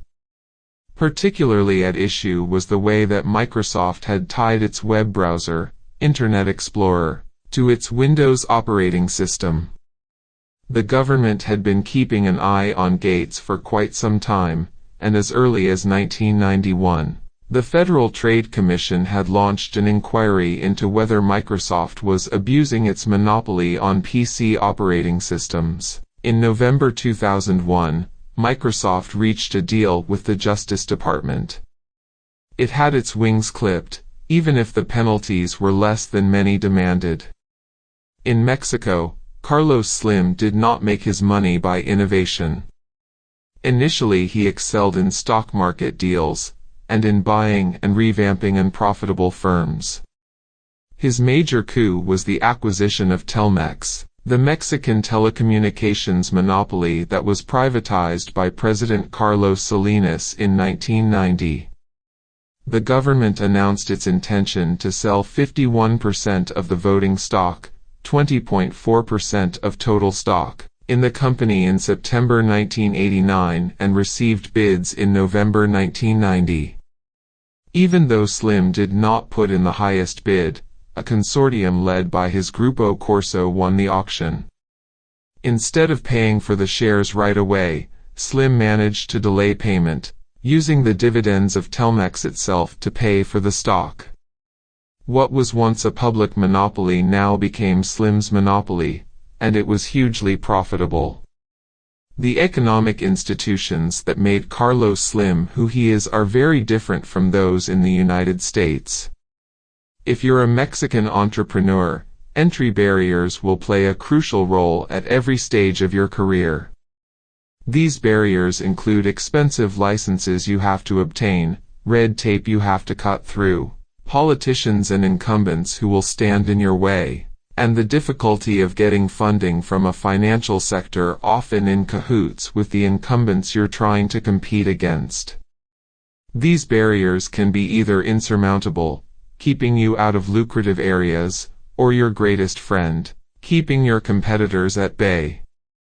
The difference between the two scenarios is of course whom you know and whom you can influence, and yes, whom you can bribe. Carlos Slim, a talented, ambitious man from a relatively modest background of Lebanese immigrants, has been a master at obtaining exclusive contracts. He managed to monopolize the lucrative telecommunications market in Mexico, and then to extend his reach to the rest of Latin America. There have been challenges to Slim's Telmex monopoly, but they have not been successful. In 1996, Avantel, a long-distance phone provider, petitioned the Mexican Competition Commission to check whether Telmex had a dominant position in the telecommunications market. In 1997, the Commission declared that Telmex had substantial monopoly power with respect to local telephony, national long-distance calls, and international long-distance calls, among other things. But attempts by the regulatory authorities in Mexico to limit these monopolies have come to nothing. One reason is that Slim and Telmex can use what is known as a recurso de amparo, literally an appeal for protection. An amparo is in effect a petition to argue that a particular law does not apply to you. The idea of the amparo dates back to the Mexican Constitution of 1857 and was originally intended as a safeguard of individual rights and freedoms. In the hands of Telmex and other Mexican monopolies, however, it has become a formidable tool for cementing monopoly power. Rather than protecting people's rights, the amparo provides a loophole in equality before the law. Slim has made his money in the Mexican economy in large part thanks to his political connections. When he has ventured into the United States, he has not been successful. In 1999, his Grupo Caso bought the computer retailer CompUSA. At the time, CompUSA had given a franchise to a firm called COC Services to sell its merchandise in Mexico. Slim immediately violated this contract with the intention of setting up his own chain of stores, without any competition from COC. But COC sued CompUSA in a Dallas court. There are no amparos in Dallas, so Slim lost, and was fined $454 million. The lawyer for COC, Mark Werner, noted afterward that the message of this verdict is that in this global economy, firms have to respect the rules of the United States if they want to come here. When Slim was subject to the institutions of the United States, his usual tactics for making money didn't work. Toward a theory of world inequality. We live in an unequal world. The differences among nations are similar to those between the two parts of Nogales, just on a larger scale. In rich countries, individuals are healthier, live longer, and are much better educated. They also have access to a range of amenities and options in life, from vacations to career paths, that people in poor countries can only dream of. People in rich countries also drive on roads without potholes, and enjoy toilets, electricity, and running water in their houses. They also typically have governments that do not arbitrarily arrest or harass them. On the contrary, the governments provide services, including education, healthcare, roads, and law and order. Notable, too, is the fact that the citizens vote in elections and have some voice in the political direction their countries take. The great differences in world inequality are evident to everyone, even to those in poor countries, though many lack access to television or the Internet. It is the perception and reality of these differences that drive people to cross the Rio Grande or the Mediterranean Sea, illegally to have the chance to experience rich country living standards and opportunities. This inequality doesn't just have consequences for the lives of individual people in poor countries, it also causes grievances and resentment, with huge political consequences in the United States and elsewhere. Understanding why these differences exist and what causes them is our focus in this book. Developing such an understanding is not just an end in itself, but also a first step toward generating better ideas about how to improve the lives of billions who still live in poverty. The disparities on the two sides of the fence in Nogales are just the tip of the iceberg. As in the rest of northern Mexico, which benefits from trade with the United States, even if not all of it is legal, the residents of Nogales are more prosperous than other Mexicans, whose average annual household income is around $5,000. This greater relative prosperity of Nogales, Sonora, comes from maquiladora manufacturing plants centered in industrial parks, the first of which was started by Richard Campbell, Jr., a California basket manufacturer. The first tenant was Coinart, a musical instrument company owned by Richard Boss, owner of the Artley Flute and Saxophone Company in Nogales, Arizona. Coinart was followed by Memorex, computer wiring, Avent, hospital clothing, Grant, sunglasses, Chamberlain, a manufacturer of garage door openers for Sears, and Samsonite, suitcases. Significantly, all are U.S.-based businesses and businessmen, using U.S. capital and know-how. The greater prosperity of Nogales, Sonora, relative to the rest of Mexico, therefore, comes from outside. The differences between the United States and Mexico are in turn small compared with those across the entire globe. The average citizen of the United States is 7 times as prosperous as the average Mexican and more than 10 times as the resident of Peru or Central America. She is about 20 times as prosperous as the average inhabitant of sub-Saharan Africa, and almost 40 times as those living in the poorest African countries such as Mali, Ethiopia, and Sierra Leone. And it's not just the United States. There is a small but growing group of rich countries, mostly in Europe and North America, joined by Australia, Japan, New Zealand, Singapore, South Korea, and Taiwan, whose citizens enjoy very different lives from those of the inhabitants of the rest of the globe. The reason that Nogales, Arizona, is much richer than Nogales, Sonora, is simple. It is because of the very different institutions on the two sides of the border, which create very different incentives for the inhabitants of Nogales, Arizona, versus Nogales, Sonora. The United States is also far richer today than either Mexico or Peru because of the way its institutions, both economic and political, shape the incentives of businesses, individuals, and politicians. Each society functions with a set of economic and political rules created and enforced by the state and the citizens collectively. Economic institutions shape economic incentives, the incentives to become educated, to save and invest, to innovate and adopt new technologies, and so on. It is the political process that determines what economic institutions people live under, and it is the political institutions that determine how this process works. For example, it is the political institutions of a nation that determine the ability of citizens to control politicians, and influence how they behave. This in turn determines whether politicians are agents of the citizens, albeit imperfect, or are able to abuse the power entrusted to them, or that they have usurped, to amass their own fortunes and to pursue their own agendas, ones detrimental to those of the citizens.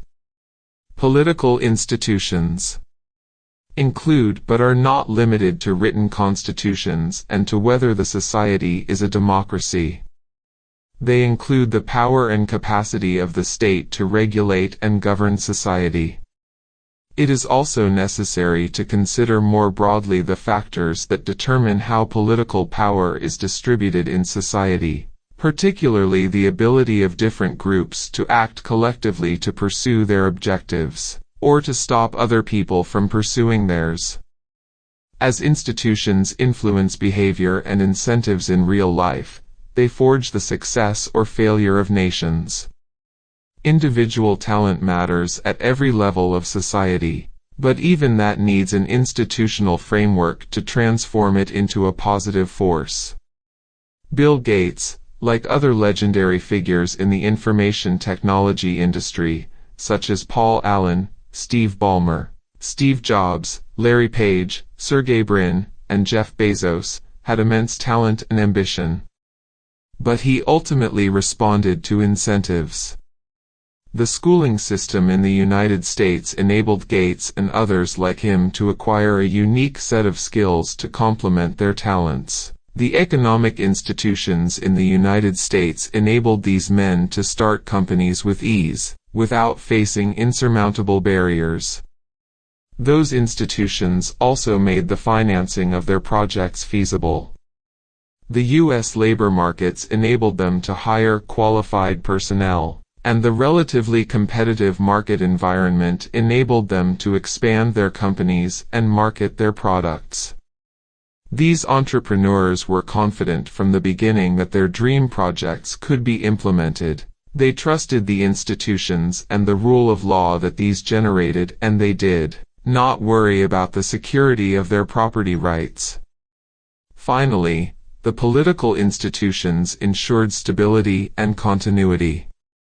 For one thing, they made sure that there was no risk of a dictator taking power and changing the rules of the game, expropriating their wealth, imprisoning them, or threatening their lives and livelihoods. They also made sure that no particular interest in society could warp the government in an economically disastrous direction, because political power was both limited and distributed sufficiently broadly that a set of economic institutions that created the incentives for prosperity could emerge. This book will show that while economic institutions are critical for determining whether a country is poor or prosperous, it is politics and political institutions that determine what economic institutions a country has. Ultimately, the good economic institutions of the United States resulted from the political institutions that gradually emerged after 1619. Our theory for world inequality shows how political and economic institutions interact in causing poverty or prosperity, and how different parts of the world ended up with such different sets of institutions. Our brief review of the history of the Americas begins to give a sense of the forces that shape political and economic institutions. Different patterns of institutions today are deeply rooted in the past because once society gets organized in a particular way, this tends to persist. We'll show that this fact comes from the way that political and economic institutions interact.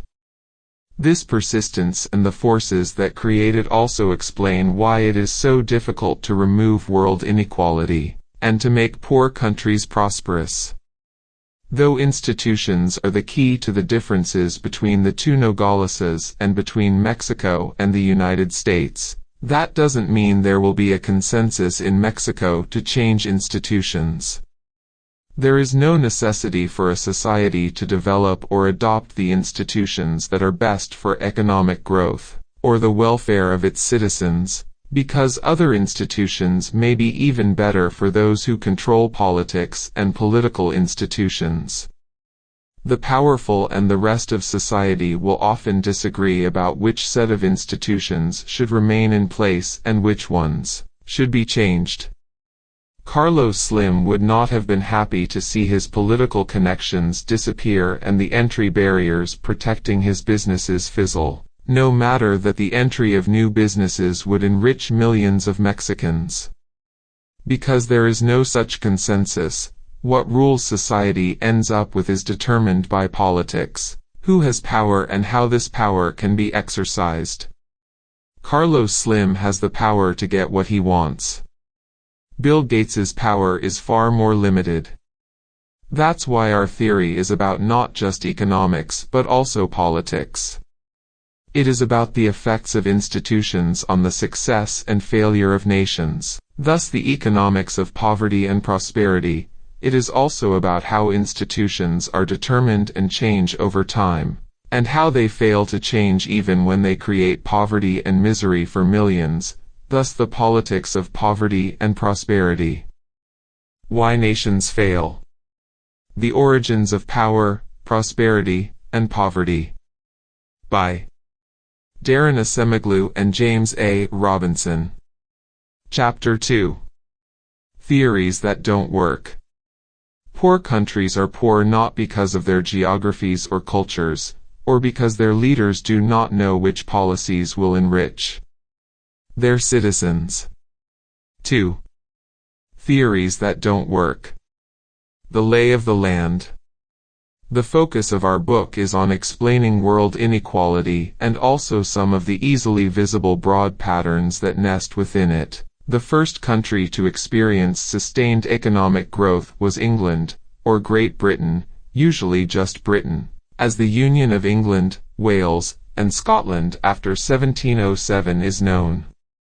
Growth emerged slowly in the second half of the 18th century as the Industrial Revolution, based on major technological breakthroughs and their application in industry, took root. Industrialization in England was soon followed by industrialization in most of Western Europe and the United States. English prosperity also spread rapidly to Britain's settler colonies of Canada, Australia, and New Zealand. A list of the 30 richest countries today would include them, plus Japan, Singapore, and South Korea. The prosperity of these latter three is in turn part of a broader pattern in which many East Asian nations, including Taiwan and subsequently China, have experienced recent rapid growth. The bottom of the world income distribution paints as sharp and as distinctive a picture as the top. If you instead make a list of the poorest 30 countries in the world today, you will find almost all of them in sub-Saharan Africa. They are joined by countries such as Afghanistan, Haiti, and Nepal, which, though not in Africa, all share something critical with African nations, as we'll explain. If you went back 50 years, the countries in the top and bottom 30 wouldn't be greatly different. Singapore and South Korea would not be among the richest countries, and there would be several different countries in the bottom 30, but the overall picture that emerged would be remarkably consistent with what we see today. Go back 100 years, or 150, and you'd find nearly the same countries in the same groups. Map 3, opposite, shows the lay of the land in 2008. The countries shaded in the darkest color are the poorest in the world, those where average per capita incomes, called by economists GDP, gross domestic product, are less than $2,000 annually. Most of Africa is in this color, as are Afghanistan, Haiti, and parts of Southeast Asia, for example, Cambodia and Laos. North Korea is also among this group of countries.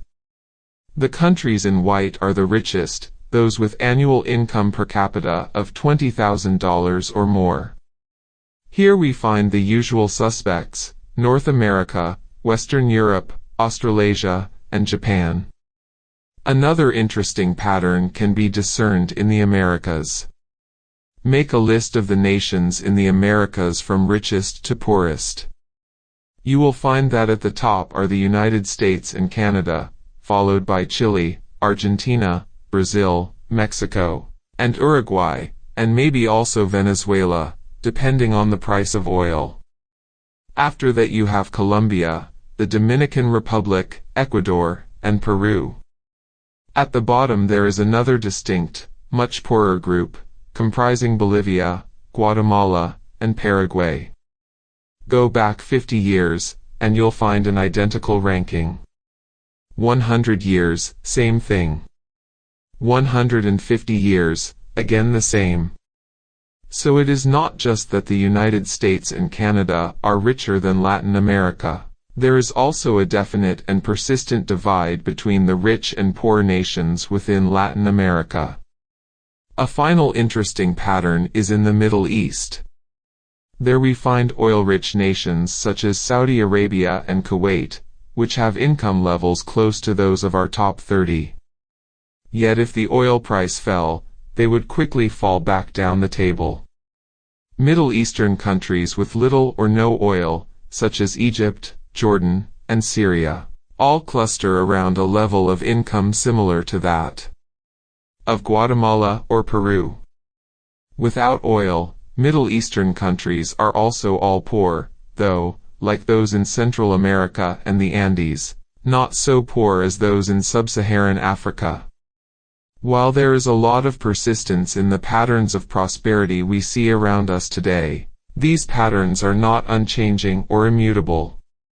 First, as we have already emphasized, most of current world inequality emerged since the late 18th century, following on the tails of the Industrial Revolution.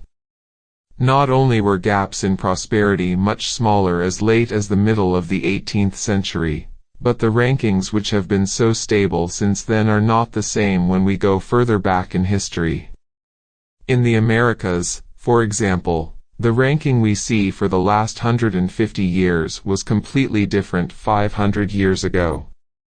Second, many nations have experienced several decades of rapid growth, such as much of East Asia since the Second World War and, more recently, China.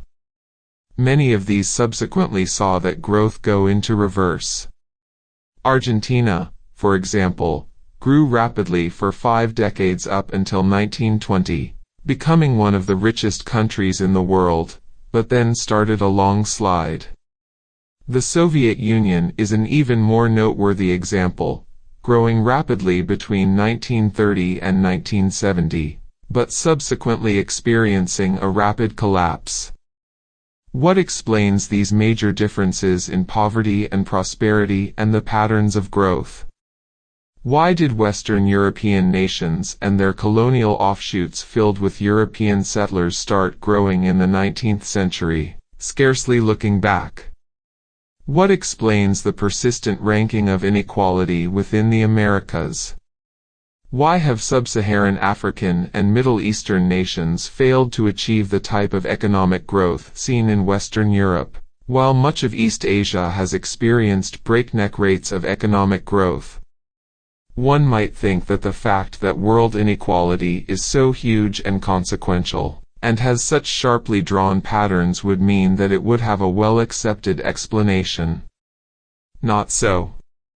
Most hypotheses that social scientists have proposed for the origins of poverty and prosperity just don't work and fail to convincingly explain the lay of the land. The geography hypothesis. One widely accepted theory of the causes of world inequality is the geography hypothesis, which claims that the great divide between rich and poor countries is created by geographical differences. Many poor countries, such as those of Africa, Central America, and South Asia, are between the tropics of Cancer and Capricorn. Rich nations, in contrast, tend to be in temperate latitudes. This geographic concentration of poverty and prosperity gives a superficial appeal to the geography hypothesis, which is the starting point of the theories and views of many social scientists and pundits alike. But this doesn't make it any less wrong. As early as the late 18th century, the great French political philosopher Montesquieu noted the geographic concentration of prosperity and poverty, and proposed an explanation for it. He argued that people in tropical climates tended to be lazy and to lack inquisitiveness. As a consequence, they didn't work hard and were not innovative, and this was the reason why they were poor. Montesquieu also speculated that lazy people tended to be ruled by despots, suggesting that a tropical location could explain not just poverty but also some of the political phenomena associated with economic failure, such as dictatorship. The theory that hot countries are intrinsically poor, though contradicted by the recent rapid economic advance of countries such as Singapore, Malaysia, and Botswana, is still forcefully advocated by some, such as the economist Jeffrey Sachs. The modern version of this view emphasizes not the direct effects of climate on work effort or thought processes, but two additional arguments. First, that tropical diseases, particularly malaria, have very adverse consequences for health and therefore labor productivity, and second, that tropical soils do not allow for productive agriculture. The conclusion, though, is the same. Temperate climates have a relative advantage over tropical and semi-tropical areas. World inequality, however, cannot be explained by climate or diseases, or any version of the geography hypothesis. Just think of Nogales. What separates the two parts is not climate, geography, or disease environment, but the US-Mexico border. If the geography hypothesis cannot explain differences between the north and south of Nogales, or North and South Korea, or those between East and West Germany before the fall of the Berlin Wall, could it still be a useful theory for explaining differences between North and South America? Between Europe and Africa? Simply, no. History illustrates that there is no simple or enduring connection between climate or geography and economic success. For instance, it is not true that the tropics have always been poorer than temperate latitudes. As we saw in the last chapter, at the time of the conquest of the Americas by Columbus, the areas south of the Tropic of Cancer and north of the Tropic of Capricorn, which today include Mexico, Central America, Peru, and Bolivia, held the great Aztec and Inca civilizations. These empires were politically centralized and complex, built roads, and provided famine relief. The Aztecs had both money and writing, and the Incas, even though they lacked both these two key technologies, recorded vast amounts of information on knotted ropes called quipus. In sharp contrast, at the time of the Aztecs and Incas, the north and south of the area inhabited by the Aztecs and Incas, which today includes the United States, Canada, Argentina, and Chile, were mostly inhabited by Stone Age civilizations lacking these technologies. The tropics in the Americas were thus much richer than the temperate zones, suggesting that the obvious fact of tropical poverty is neither obvious nor a fact. Instead, the greater riches in the United States and Canada represent a stark reversal of fortune relative to what was there when the Europeans arrived. This reversal clearly had nothing to do with geography and, as we have already seen, something to do with the way these areas were colonized. This reversal was not confined to the Americas. People in South Asia, especially the Indian subcontinent, and in China were more prosperous than those in many other parts of Asia and certainly more than the peoples inhabiting Australia and New Zealand. This, too, was reversed, with South Korea, Singapore, and Japan emerging as the richest nations in Asia, and Australia and New Zealand surpassing almost all of Asia in terms of prosperity. Even within sub-Saharan Africa there was a similar reversal. More recently, before the start of intense European contact with Africa, the Southern Africa region was the most sparsely settled and the farthest from having developed states with any kind of control over their territories. Yet South Africa is now one of the most prosperous nations in sub-Saharan Africa. Further back in history we again see much prosperity in the tropics. Some of the great pre-modern civilizations, such as Angkor in modern Cambodia, Vijayanagara in southern India, and Aksum in Ethiopia, flourished in the tropics, as did the great Indus Valley civilizations of Mohenjo-Daro and Harappa in modern Pakistan.